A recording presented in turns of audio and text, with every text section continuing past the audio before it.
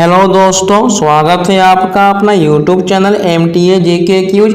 और आज के इस वीडियो में हम लोग देखने वाले हैं रीजनिंग के पार्ट 45। यदि आप लोग इससे पहले के पार्ट नहीं देखे हैं तो आप लोग उस वीडियो को जरूर देख लीजिएगा, क्योंकि मैं यहाँ पर उन्हीं क्वेश्चन का सिलेक्ट करता हूँ जो आगामी एग्जाम के लिए बहुत ही उपयोगी होने वाले हैं।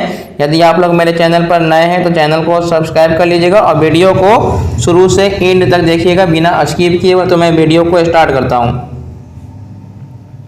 पहला क्वेश्चन है, निम्नलिखित आकृति में से सही जल प्रतिबिंब का चयन करना है। जल प्रतिबिंब का कॉन्सेप्ट क्या होता है? जल प्रतिबिंब में क्या होता है, इसमें ऊपर वाली वस्तु नीचे आ जाती है और नीचे वाली वस्तु ऊपर चले जाती है। ठीक है, इसमें टॉप और बॉटम होता है। क्या एक्सचेंज होता है? नीचे वाला ऊपर चला जाएगा और ऊपर वाले नीचे। तो जल प्रतिबिंब केवल ऊपर और नीचे बदलता है। जो दाएं होता है सो वो दाएं रहेगा, जो बाएं रहता है वो बाएं रहेगा। ठीक है, जैसे ये हमारा डायग्राम दिया हुआ है तो ये हमारा छोटा सा सर्किल है तो ये उठ के ऊपर चला जाएगा। ठीक है, और ये वाला सर्किल कहाँ आ जाएगा? नीचे आ जाएगा। तो सब में ठीक है, लेकिन देखिए ये हमारा लेफ्ट साइड है, ये हमारा राइट साइड है। तो बाएं साइड खाली है तो बाएं साइड ही खाली होना चाहिए। ये बाएं साइड कलर है, बाएं साइड कलर है, नहीं होगा। अब कहने का मतलब है हमारा बाएं साइड है। ठीक है, उसके बाद ये छोटा सर्किल में ये नीचे खाली है तो ऊपर हमको खाली होना चाहिए। तो ये ऊपर भरा हुआ, यहाँ पर ऊपर भरा हुआ, इसका मतलब ये गलत है, ये खाली बिल्कुल सही है। Box number A, option number C इसका राइट आंसर है। तो मैं उम्मीद करता हूँ आप समझ गए होंगे। तो मैं बढ़ता हूँ अगले प्रश्न की ओर। क्वेश्चन नंबर 2 बताने से पहले मैं आपको एक बात बोलना चाहता हूँ। यदि आप लोगों को मेरा वीडियो अच्छा लग रहा हो तो वीडियो को लाइक कीजिए, और यदि नए हैं मेरे चैनल पर तो चैनल को सब्सक्राइब कर लीजिएगा और साथ में बेल आइकन को दबाना ना भूलिएगा, क्योंकि जब भी कोई मैं वीडियो अपलोड करूँगा तो नोटिफिकेशन सबसे पहले आपके पास पहुँच जाएगा। तो क्वेश्चन नंबर 2 में क्या है? दर्पण प्रतिबिंब बताना है। ठीक है, तो दर्पण प्रतिबिंब में क्या होता है? दर्पण अगर आपको इस प्रकार से रखा हुआ है तो ये लेफ्ट और राइट चेंज होता है। ठीक है, लेकिन अगर यही दर्पण इस प्रकार से रख देगा तो ये हमारा सेम हो जाएगा जल प्रतिबिंब का, टॉप और बॉटम के रूप हो जाएगा। ठीक है, तो दर्पण को दो तरीके से रखते हैं। अगर दर्पण ऐसे है तो ये लेफ्ट राइट है, दर्पण क्षैतिज में है तो ये टॉप और बॉटम होगा। तो यहाँ पर देखना हमको दर्पण इस प्रकार से रखा हुआ। ठीक है, तो दर्पण में हमको क्या करना? लेफ्ट और राइट, ये लेफ्ट साइड है और ये राइट साइड है। तो ये वाला पार्ट इधर चला जाएगा। ठीक है, ये राइट साइड है और ये लेफ्ट साइड है। ये कलर किया हुआ भाग इधर आ जाएगा और ये ब्लैंक वाला भाग इधर आ जाएगा। तो ब्लैंक हमको चल जाएगा राइट में, तो ये हमारा राइट में ब्लैंक नहीं है, ये है, ये ब्लैंक नहीं है। तो केवल दो सही हुआ। उसके बाद ये जो कलर किया हुआ ये हमको राइट साइड में है तो ये लेफ्ट में चला जाएगा कलर किया हुआ। तो कलर किया हुआ हमको ये भी नहीं है, क्योंकि यहाँ पर ये ब्लैंक दिया हुआ है तो नहीं होगा। ये वाला हमारा सही है, बॉक्स नंबर ए हमारा सही है। तो ऑप्शन नंबर सी इसका राइट आंसर है। तो मैं बढ़ता हूँ अगले प्रश्न की ओर। क्वेश्चन नंबर 3, दिए गए चित्रों में वर्गों की संख्या ज्ञात करना है। ठीक है, वर्ग की संख्या ज्ञात करना है। तो सिंपल से इसका क्या करना है? नाम लिख दे देना। ये 1 2 3 4, इस प्रकार से हमको 4 आया। तो हम इस प्रकार से भी देखेंगे 4 है कि नहीं है। 1 2 3 4, इस प्रकार से भी हमारा 4 ही है, यानी दोनों तरफ से काउंटिंग करने पर 4 आ रहा है। तो हम 1 का स्क्वायर करेंगे, फिर 2 का स्क्वायर करेंगे, 3 का स्क्वायर करेंगे, 4 का स्क्वायर करेंगे। 1 का स्क्वायर 1, 2 का स्क्वायर 4, 3 का स्क्वायर 9 और 4 का स्क्वायर 16 हो जाएगा। तो 16 4 20, 20 और 9 29, 29 1 30, यानी हमको बड़े वाले से कितना मिल गया? 30 हमको मिल गया। ये 31 32 33 34 ऐसे हो गया। फिर यहाँ छोटा वाला 34 1 35 36 37 1 38, टोटल मेरे पास 38 वर्ग है। ऑप्शन नंबर डी इसका राइट आंसर है। तो मैं बढ़ता हूँ अगले प्रश्न की ओर। क्वेश्चन नंबर 4, इसमें भी आपको वर्ग काउंटिंग करना है। ये 1 2 3, ठीक है, इधर से काउंटिंग करो चाहे इधर से काउंटिंग करो, दोनों सेम आता है। सेम आने पे क्या करना है? 1 2 3 दोनों सेम ही है। तो इसका स्क्वायर और इसका स्क्वायर, 3 का स्क्वायर 9, 2 का स्क्वायर 4 और 1 का स्क्वायर 1, 9 4 13, 1 14, बड़े वाले हमको वर्ग से 14 मिल गया। उसी प्रकार से हमको इसमें देखना है, ठीक है। तो एक चीज़ याद रखिएगा, जब एक वर्ग को इस प्रकार से डिवाइड करेंगे 4 में तो ये आपको 5 हो जाएगा। तो 5 इसमें हो गया, 5 इसमें हो गया, 5 5 10, जोड़ देंगे 4 1 1 2 24। टोटल हमारे वर्ग कितने हैं? टोटल हमारे पास 24 वर्ग हैं। ऑप्शन नंबर डी इसका राइट आंसर है। तो मैं बढ़ता हूँ अगले प्रश्न की ओर। क्वेश्चन नंबर 5, इसमें आपको क्या बताना है? 2:12 PM घंटे पर घंटे की सुई और मिनट की सुई के बीच का कोण ज्ञात करना, ठीक है। तो एंगल निकालने के लिए मैंने आपको फॉर्मूला बताया है, हर एक वीडियो में मैं बताता हूँ। 30h माइनस 11/2m मैं हर एक वीडियो में आप लोगों को बताता हूँ। और ये एक मोड के अंदर होता है, क्योंकि माइनस आने के बाद भी हम आंसर प्लस में लिखते हैं। तो 30h का मतलब ये 30 हो गया, h का मतलब होता है घंटा, तो ये कितना घंटा है? 2 घंटा, ठीक है। माइनस 11/2 मिनट हमारा कितना है? 12 है, ठीक है। कितना है? 12 है। उसके बाद इसको काटेंगे तो ये कट जाएगा 6 बार में। 30 में 2 से गुना करेंगे तो 60 आ जाएगा, और 11 में 6 से गुना करेंगे तो 66। घटाने पे कितना आ जा रहा है? 6 डिग्री आ जा रहा है। ये मोड में इसलिए प्लस में आ गया। ऑप्शन नंबर बी इसका राइट आंसर है। तो मैं उम्मीद करता हूँ आप लोग समझ रहे होंगे सारा क्वेश्चन। तो मैं बढ़ता हूँ अगले प्रश्न की ओर। क्वेश्चन नंबर 6, घड़ी में 3:52 PM पर घंटे की सुई और मिनट की सुई के बीच में बने दो कोणों में से छोटा वाला कोण ज्ञात करना। सेम उसी प्रकार से है। तो आपको थीटा बराबर क्या लिखा है? फॉर्मूला लिखा है, थीटा बराबर लिखा है 30h माइनस 11/2m। मैंने ये आपको फॉर्मूला मोड में बताया है। तो यहाँ पर 3 है, यानी 30 गुने 3 माइनस 11/2 गुने 52 मिनट है। 30 में 3 से गुना करेंगे तो 90 हो जाएगा, माइनस इसमें 2 से गुना करेंगे तो 2 दूनी 4, 2 6 12, 26 हो गया। यानी ये 2 गुना करेंगे तो 2 8 6 हो जाएगा। घटाएंगे तो कितना आएगा? 6 में से 0 जाएगा 6, 18 में से 9 जाएगा तो 9, और ये 196 आ गया। तो यहाँ पर जब भी आपको 180 से ज़्यादा आ जाएगा तो लास्ट में आपको 360 में से घटा देना, ठीक है। 196 आया था ना, इसको घटाने पे ये 4 हो गया। 15 में से अगर 9 घटाएंगे तो 6 हो जाएगा, ये 1, यानी हमारा कितना हो गया? 164 डिग्री। ऑप्शन नंबर सी इसका बिल्कुल सही जवाब है। तो मैं बढ़ता हूँ अगले प्रश्न की ओर। क्वेश्चन नंबर 7, इसमें ए से लेकर जेड तक एक श्रृंखला दिया हुआ है। बोला कि अक्षरों को बाएं से दाएं के क्रम में उल्टा करने पर, मैंने इसको उल्टा लिखना। ये ए से लेके जेड तक लिखा हुआ है ना, तो हमको अब इसको पलट के जेड से ए तक लिखना है, यानी जेड वाई एक्स वाई उल्टा करके लिख देना है। तो बोला पूछ रहा है क्या? उल्टा करने पर, ये उल्टा करने के बाद दाएं से 9वें अक्षर के बाएं से 5वां अक्षर कौन सा होगा।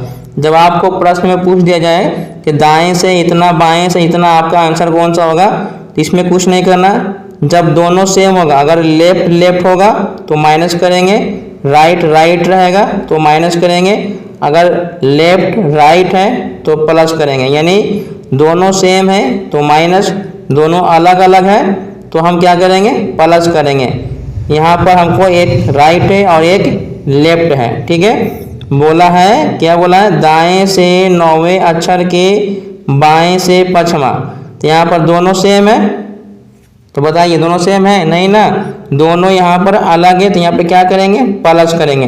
और रिजल्ट हमेशा पहले वाले पे देते हैं। तो पहला राइट है तो राइट हो जाएगा, और यहाँ दोनों अलग है, जोड़ेंगे 9 5 14 हो जाएगा। तो 14 हमको दाएं से काउंटिंग करना, ठीक है। तो ये हमको जेड से ए तक लिखा हुआ है, जेड से ए तक, क्योंकि पहले ए से जेड तक था, अब जेड से ए तक हो गया है। तो हमको इस तरीका से गिनना है। तो 14 जो होता है वो किसका होता है? 14 होता है एन का। तो इसमें एन हमारा आंसर है। ऑप्शन नंबर डी इसका राइट आंसर है। तो मैं बढ़ता हूँ अगले प्रश्न की ओर। क्वेश्चन नंबर 8, ये भी सेम क्वेश्चन है, पिछले प्रश्न की तरह है। तो क्वेश्चन को थोड़ा ध्यान से पढ़िएगा और इसमें लेफ्ट राइट भी ध्यान से देखना होगा। इसमें भी बोला है कि अक्षरों के स्थान पर उल्टे कर देने पर, पहले हमारा ए से जेड तक था, पहले ए से जेड तक था, अब इसको उल्टा कर देंगे तो जेड से ए तक हो जाएगा। तो पूछ रहा है बाएं से 18वें अक्षर के दाएं का 8वां छठा अक्षर क्या होगा। तो दोनों अलग अलग है तो जोड़ देंगे, दोनों अलग अलग है तो क्या करेंगे, जोड़ देंगे, और रिजल्ट हमेशा पहले वाले से। तो 18 6 कितना होगा, 24 होगा। तो बाएं से बोला है तो हमको बाएं से इधर होगा और दाएं से इस प्रकार से होगा। जब हम अपोजिट काउंटिंग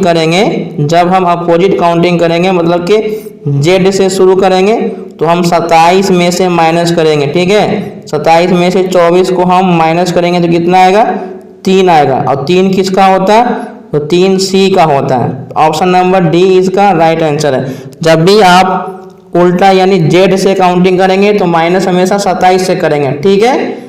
तो ऑप्शन नंबर डी इसका बिल्कुल सही जवाब है। यदि आप लोग मेरे चैनल पर पहली बार विजिट कर रहे हैं तो चैनल को सब्सक्राइब कर लीजिएगा और साथ में बेल आइकन को दबाना ना भूलिए।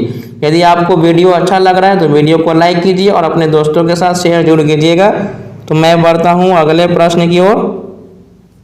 क्वेश्चन नंबर 9, यहाँ पर आपको कथन और निष्कर्ष दिया हुआ है। तो मैं हर एक वीडियो में आप लोगों को 3 कॉन्सेप्ट बताता हूँ जो वेन डायग्राम के लिए बहुत ही उपयोगी होने वाला है और उपयोगी होता है। पहला कॉन्सेप्ट क्या होता है मेरा, पहला होता है सभी वाला, ठीक है। सभी वाला कॉन्सेप्ट में क्या होता है कि एक छोटा सर्किल बड़े सर्किल के अंदर है, इसका मतलब कि ये सभी वाला कंडीशन में आएगा। दूसरा कंडीशन क्या होता है, दूसरा कंडीशन है मेरा कोई नहीं। दूसरा कंडीशन क्या है, कोई नहीं। कोई नहीं का मतलब होता है इसमें सर्किल सब के सब क्या होंगे, अलग होंगे। कोई भी सर्किल एक दूसरे को टच नहीं करेंगे, बहुत दूर दूर पर रहेंगे। तो ये कोई नहीं वाला हो गया। अब हमारा है तीसरा कॉन्सेप्ट। तीसरा कॉन्सेप्ट क्या है, कुछ कुछ वाले। जैसे कुछ आम खट्टे हैं, कुछ लड़के काले हैं, कुछ कुछ। इसमें एक सर्किल दूसरे सर्किल को चैन की तरह काटेगा, ठीक है, इस प्रकार से काटता है। तो ये कुछ कुछ वाला हो जाएगा। इस पार्ट को बोलते हैं कुछ कुछ, ठीक है, इसी पार्ट को बोलते हैं। दो सर्किल एक दूसरे को चैन की तरह काटेंगे। तो ये कॉन्सेप्ट 3 को मैंने आप लोगों को बताया है। तो मैं उम्मीद करता हूँ आप तीनों कॉन्सेप्ट को अच्छे तरीके से समझ गए होंगे। तो अब मैं क्वेश्चन को सॉल्व करता हूँ। सभी हंस तोते हैं, तो सभी का मतलब हो जाएगा कि एक छोटा सा सर्किल बड़े सर्किल के अंदर आ जाएगा। अब यहाँ पर हंस से तोता है, कौन छोटा होगा कौन बड़ा होगा, तो जिसमें सभी लगा हुआ है, जिसमें सभी लगा हुआ उसको हम छोटा वाला में रखेंगे। उसके बाद तोता हो गया, टी फॉर तोता। जिसमें सभी वर्ड लगा हुआ है समझो कि वो छोटा वाला है। अब जो लास्ट में आता है वो बड़ा होता है, ठीक है। सभी हंस तोते हो गए। उसके बाद लिखा हुआ है कोई भी तोता कोयल नहीं है। नहीं है इसका मतलब है कि कोयल को अलग बना देना है। अब पढ़ते हैं निष्कर्ष। कोई भी हंस कोयल नहीं है, कोई भी हंस कोयल नहीं है, बात बिल्कुल सही है। ये हमारा सही हो गया। सभी तोते हंस है, सभी तोते हंस नहीं हो सकता क्योंकि तोता बड़ा है हंस छोटा है। तो ये नहीं हो सकता क्योंकि तोता हंस के अंदर नहीं आ सकता है। तो ये निष्कर्ष मेरा गलत हो गया, केवल एक सही है। ऑप्शन नंबर सी इसका सही जवाब है। तो मैं उम्मीद करता हूँ आप तीनों कॉन्सेप्ट के माध्यम से आप खुद से भी सॉल्व कर सकते हैं, क्योंकि मैंने आप लोगों को 3 कॉन्सेप्ट जो कि वेन डायग्राम के लिए बहुत ही इम्पोर्टेंट होता है और मैं उम्मीद करता हूँ आप समझ गए होंगे। तो मैं बढ़ता हूँ अगले प्रश्न की ओर। क्वेश्चन नंबर 10 ये भी कथन और निष्कर्ष है। तो आप लोग पहले वीडियो को पॉज कीजिए और अभी मैंने आपको जो कॉन्सेप्ट बताया है उस कॉन्सेप्ट के माध्यम से खुद से सॉल्व करने का ट्राई कीजिए और अपना आंसर हमें कमेंट बॉक्स में ज़रूर सेंड कीजिएगा। इसमें बोला कि सभी केवल कुर्सी है, सभी केवल कुर्सी है। तो ये सभी वाला हो जाएगा। तो जिसमें सभी वर्ड लगा रहता है वो छोटा होता है, यानी ये केवल हो गया। उसके बाद है कुर्सी, कुर्सी का मतलब चेयर, तो CHA चेयर हो गया। कोई कुर्सी कलम नहीं है, तो ये कुर्सी कलम नहीं है यानी पेन, पेन हो जाएगा। तो ये नहीं है तो नहीं वाला दूर बनेगा, मैंने बताया है। तो ये हमारा वेन डायग्राम बन गया। अब पढ़ते हैं कौन सा, अब बनाते हैं निष्कर्ष। कोई केवल कलम नहीं है, केवल हमारा यहाँ पर है, ये केवल है, तो कोई केवल कलम नहीं है, बिल्कुल सही है। सभी कुर्सियाँ केवल है, तो ये नीचे वाला ऊपर में नहीं होता, क्योंकि कुर्सी जो है ये बहुत बड़ा है, केवल छोटा है, तो बड़ा सा पार्ट छोटे वाले अंदर के नहीं आ सकता है। तो ये हमारा गलत है, केवल और केवल एक सही है। ऑप्शन नंबर डी इसका राइट आंसर है। तो मैं उम्मीद करता हूँ आप समझ रहे होंगे। तो मैं बढ़ता हूँ अगले प्रश्न की ओर। क्वेश्चन नंबर 11, नीचे दी गई सूचना को ध्यानपूर्वक पढ़ें और निम्नलिखित प्रश्नों के उत्तर दें। एक कक्षा में 100 छात्र हैं, जिनमें से 63 को सेब पसंद है और 76 को संतरे पसंद है। तो ये भी वेन डायग्राम के माध्यम से ही बनेगा। इसमें आपको क्या है, इसमें आपको दो चीज़ दिया हुआ, ठीक है। टोटल आपको 100 आदमी दिया हुआ है, जिसमें से बोला है कि 63 को सेब यानी एप्पल पसंद है, A फॉर एप्पल, इसको 63 पसंद है, और 76 को संतरे पसंद है यानी O फॉर ऑरेंज, ऑरेंज यानी संतरे, तो ये 76 पसंद है। तो क्वेश्चन में पूछा कि इनमें से कितने छात्र को सेब तथा संतरा दोनों पसंद है। तो हमको ये वाला पार्ट चाहिए ना, ये वाला पार्ट निकालने के लिए इसको और इसको जोड़ना होगा, ठीक है। तो 63 और 76 जोड़ेंगे तो कितना होगा, 6 3 9 7 6 13, 7 6 13 यानी 139 आ गया। और जबकि मेरे पास टोटल 100 था, तो कितना एक्स्ट्रा है, एक्स्ट्रा है मेरा 39, यानी तो 139 में से ये 100 माइनस करेंगे तो हमको आएगा 39, तो 39 हम इसमें भर देंगे, ठीक है। ये हमारा 39 आ गया। तो इस क्वेश्चन का राइट आंसर कितना हो जाएगा, ऑप्शन नंबर बी इसका बिल्कुल सही है, ठीक है। तो मैं बढ़ता हूँ अगले प्रश्न की ओर।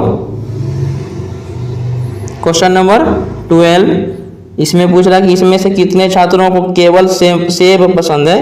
तो मैंने अभी बनाया था, ठीक है। ये एप्पल था, एप्पल कितना पसंद है, 63 पसंद है। ऑरेंज कितना पसंद है, 76 पसंद है, और दोनों में 39 पसंद था, ठीक है। तो एक चीज़ याद रखिएगा, दोनों में कितना है, 39 है। अगर ये वाला पार्ट होता है केवल एप्पल निकालना है, तो ये 63 में से 39 माइनस करेंगे, 13 में से 9 गया 4, 5 में से 3 गया 2, और ये 76 में से 39 घटाएंगे तो 16 में से 9 घटाएंगे तो ये 7 हो जाएगा, 6 में से 3 गया 3 हो गया, यानी केवल एप्पल पूछेगा तो 24, और केवल संतरा पूछेगा तो 37। पूछ क्या रहा है, केवल सेब, तो सेब वाला 24 हो गया। तो 24 कौन सा है, ऑप्शन नंबर ए इसका राइट आंसर है। तो मैं उम्मीद करता हूँ आप समझ गए होंगे। तो मैं बढ़ता हूँ अगले प्रश्न की ओर। क्वेश्चन नंबर 13, निम्नलिखित में से कौन सा इनके बीच संबंध को सही ढंग से दर्शाता है। गायन है, नृत्य है। तो जो गायन होता है वो तो नृत्य से बिल्कुल अलग होता है। गायन का मतलब गाना गाते हैं, नृत्य का मतलब डांस करते हैं। तो ये दोनों क्या होगा, अलग हो गया। लेकिन गायन एक कला है, नृत्य भी एक कला है, तो ये किसके अंदर आ जाएगा, कला के अंदर आ जाएगा। क्योंकि गायन अलग चीज़ है, नृत्य अलग चीज़ है। गायन में गाना गाते हैं और नृत्य में डांस करते हैं, लेकिन दोनों क्या है, कला है। तो ये वाला हमारा सही है, ऑप्शन नंबर ए बिल्कुल सही जवाब है। तो मैं बढ़ता हूँ अगले प्रश्न की ओर।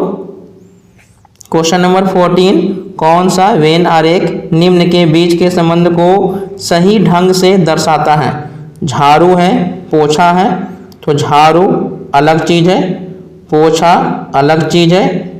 उसके बाद फर्श क्लीनर, लेकिन झाड़ू और पोछा किसको साफ करता है, फर्श क्लीनर को साफ करता है। इसका मतलब ये इसके अंदर आ जाएगा, ऑप्शन नंबर सी बिल्कुल सही जवाब है। तो मैं बढ़ता हूँ अगले प्रश्न की ओर। क्वेश्चन नंबर 15, एक बिंदु से शुरू होकर गणेश उत्तर में 12 मीटर चलता है, फिर वह दाईं ओर मुड़ा और 10 मीटर चला। वह फिर दाईं ओर मुड़ा और 12 मीटर चला, फिर बाईं ओर मुड़ा और 5 मीटर चला। अब वह प्रारंभिक बिंदु से कितनी दूर और किस दिशा में है। यहाँ पर आपको दूरी भी बताना है और डायरेक्शन भी बताना है। तो ये दूरी वाला प्रश्न है। तो ये हमारा नॉर्थ है, ये साउथ है, ये वेस्ट है और ये ईस्ट है। तो हम एक इनिशियल पॉइंट को ले लेते हैं। ठीक है, ये हमारा इनिशियल पॉइंट है, ये हमारा इनिशियल पॉइंट हो गया।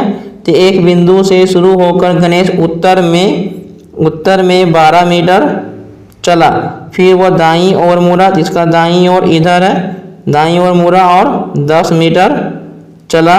वह फिर से दाईं ओर मुड़ा और 12 मीटर, जिसका दाईं ओर नीचे हो जाएगा, तो ये 12 मीटर हो गया। उसके बाद फिर वह बाईं ओर मुड़ा और 5 मीटर चल रहा, यानी बाईं ओर इसका इधर हो जाएगा, तो ये 5 मीटर चल दिया।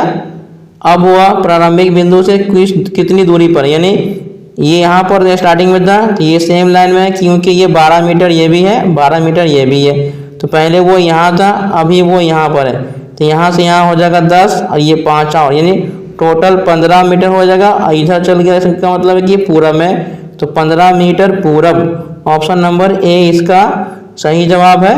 तो मैं उम्मीद करता हूँ आप लोग समझ गए होंगे सारे कॉन्सेप्ट को, और वीडियो अच्छा लग रहा है तो वीडियो को लाइक कीजिए और अपने दोस्तों के साथ शेयर जरूर कीजिएगा, और वीडियो को शुरू से एंड तक बिना स्किप किए हुए देखना होगा। ठीक है, तो मैं बढ़ता हूँ अगले प्रश्न की ओर। क्वेश्चन नंबर 16, उस विकल्प का चयन करें जो आकृति में प्रश्न चिन्ह के स्थान पर रखे जाने के लिए सर्वोत्तम उपयुक्त हो। यहाँ पर बताना है, ये ब्लैंक है तो यहाँ पर आपको बताना है। तो ये जैसे 36 है, ये 15 है, 28 है। अगर 36 में 2 से गुना करेंगे तो 72, 72 में 2 से गुना करेंगे, यानी सब में डबल हो जा रहा है। कितना हो रहा है, डबल हो जा रहा है। जैसे 15 दूनी 30, 30 दूनी 60, 28 दूनी 56, तो 56 दूनी 112 आ जाएगा। तो 112 अगर होगा तो ठीक है, ऑप्शन नंबर बी इसका सही जवाब है। तो मैं बढ़ता हूँ अगले प्रश्न की ओर। क्वेश्चन नंबर 17, उस संख्या का चयन करें जो निम्नलिखित श्रृंखला अगली हो। जैसे यहाँ पर आपको 45 दिया हुआ है, 54 दिया हुआ है, उसके बाद 65 दिया हुआ है, उसके बाद 78 दिया हुआ है। तो यहाँ पर नंबर क्या हो रहा है, धीरे धीरे बढ़ रहा है। नंबर सीरीज में मैंने क्या बताया है, यदि नंबर धीरे धीरे बढ़ रहा है तो वहाँ पर प्लस करेंगे, यदि नंबर धीरे धीरे कम हो रहा है तो वहाँ पर माइनस करेंगे। एक बाय नंबर बढ़े या घटे तो वहाँ पर गुना होगा, स्क्वायर होगा, क्यूब होगा। तो 45 से यहाँ बढ़ने में कितना लगा, 14 में से 5 गया 9, फिर यहाँ से बढ़ने में इसको लगा 11, फिर यहाँ से इसको बढ़ने में लगा होगा 13, फिर इसको यहाँ से बढ़ने में लगेगा 15, 8 5 13, 7 1 8 1 9, 93 मेरा आंसर आ जाएगा। ऑप्शन नंबर ए इसका सही जवाब है। तो मैं बढ़ता हूँ अब अगले प्रश्न की ओर। क्वेश्चन नंबर 18, निम्नलिखित श्रृंखला में अगली संख्या ज्ञात करना है। जैसे ये 320 है, ठीक है, 290 है, उसके बाद 260 है। तो यहाँ पर देखिए नंबर यहाँ भी धीरे धीरे कम हो रहा है। तो यहाँ पर माइनस करके देखेंगे, तो यहाँ पर अगर हम 30 माइनस करेंगे 0 3, यानी 30 माइनस हुआ। फिर यहाँ भी देखेंगे तो -30 हुआ यहाँ पर, तो यहाँ भी क्या करेंगे, -30 करेंगे, तो 60 में से जाएगा 30, तो 230 आ जाएगा। ऑप्शन नंबर बी इसका सही जवाब है। सभी में -30 हो रहा है। तो मैं उम्मीद करता हूँ आप लोग को सारा कॉन्सेप्ट समझ में आ रहा होगा। यदि आप लोगों को वीडियो अच्छा लग रहा है तो वीडियो को शुरू से लास्ट तक देखिए और अपने दोस्तों के साथ शेयर जरूर कीजिएगा। तो मैं बढ़ता हूँ अगले प्रश्न की ओर। क्वेश्चन नंबर 19, विषम की पहचान करना है। इसमें आपको ये ऑप्शन ए है, बी है, सी है, डी है। तो इसमें से आपको पहचानना है।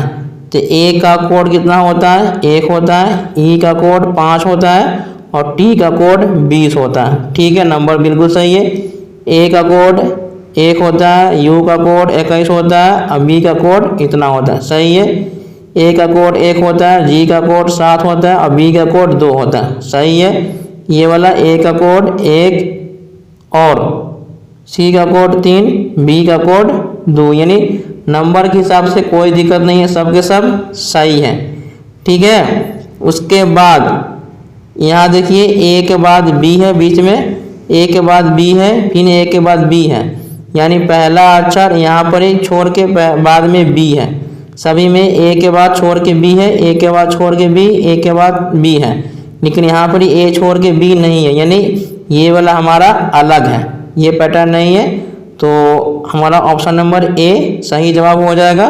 तो मैं उम्मीद करता हूँ आप समझ गए होंगे। तो मैं बढ़ता हूँ अगले प्रश्न की ओर। क्वेश्चन नंबर 20 इस वीडियो का ये लास्ट क्वेश्चन है। तो मैं उम्मीद करता हूँ आप लोग वीडियो को हमेशा शुरू से एंड तक देखिएगा। क्वेश्चन नंबर 20 में इस श्रृंखला में अगली संख्या का पता लगाना है। जैसे यहाँ पर आपको 152 है, 152 से घट के 107 आ गया, 107 से घटकर 72 आ गया, 72 से घटकर 47 आ गया, यानी यहाँ पर नंबर क्या हो रहा है, धीरे धीरे कम जा रहा है। तो कमता है तो हमेशा माइनस करेंगे। तो यहाँ घटा के देखते हैं, 12 में से 7 गया 5, ये हो जाएगा हमको कितना 14, 14 में से 10 जाएगा 4। फिर यहाँ घटा के देखेंगे, 7 में से 2 गया 5, 10 में से 7 गया 3, इसको घटा के देखेंगे, 12 में से 7 गया 5, 6 में से 4 गया 2, यानी 45 में से 10 गया 35, 35 में से 10 गया 25, तो 25 में से 10 जाएगा तो 15, तो 15 माइनस करते हैं, 7 में से 5 गया 2, 4 में से 1 गया 3, 32 आ जाएगा। 32 है ऑप्शन में, ऑप्शन नंबर डी इसका बिल्कुल सही जवाब है। तो इसी तरह से लगातार मेरे वीडियो को सुबह 8 बजे देखते रहिए और वीडियो को हमेशा शुरू से एंड तक देखिए। वीडियो को शुरू से लास्ट तक देखने के लिए बहुत बहुत धन्यवाद। Thanks for watching.